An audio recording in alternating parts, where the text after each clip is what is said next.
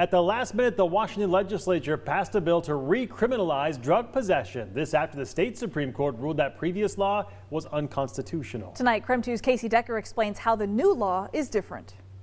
Earlier this year, the state Supreme Court struck down Washington's felony drug possession law. Their issue with the law? Under it, even if you didn't know you had drugs on you, you could still be convicted. Once that law was gone, that meant there was no law making possessing small amounts of drugs, any drugs, a crime. Local police told us they stopped arresting people for possession. Some people were even let out of jail or prison as a result. But even some fervent criminal justice reformers felt this wasn't a permanent solution. So the state legislature had to scramble to come up with a replacement law, one that complied with the court ruling. They could have simply added the word knowingly to the old law and left it at that, but that isn't what they did. Instead, they passed a 45-page bill that includes some pretty significant changes to how drugs are treated in Washington. First things first, they did add the word knowingly to basically all of the state's drug statutes. But under this bill, possession of small amounts of drugs would become a misdemeanor, not a felony.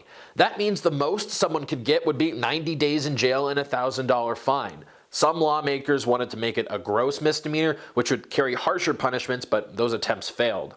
And treatment is what the vast majority of this bill deals with. It creates a large committee to basically come up with a new statewide approach to drug treatment and provides millions of dollars to that end. The bill passed the House overwhelmingly, but narrowly passed the Senate, where conservative lawmakers raised concerns that a misdemeanor isn't enough of an incentive to get people into treatment. Governor Inslee hasn't signed the bill yet, but he expressed support for it today. We'd like people to get treatment. We want to help them get treatment. And we want to have some incentive that they do so. And I think that was the general tenor of where the legislature ended up. Casey Decker, KREM 2 News. We also spoke with Spokane Police Chief Craig Meidel today about how this bill will affect operations on the ground. He said, for one, because it's a misdemeanor, officers would usually give people citations to appear in court rather than bringing them straight to jail.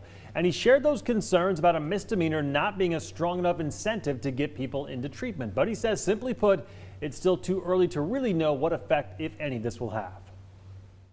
In the end, I would say that the biggest takeaway is we have yet to see what kind of impact this is going to have on our city.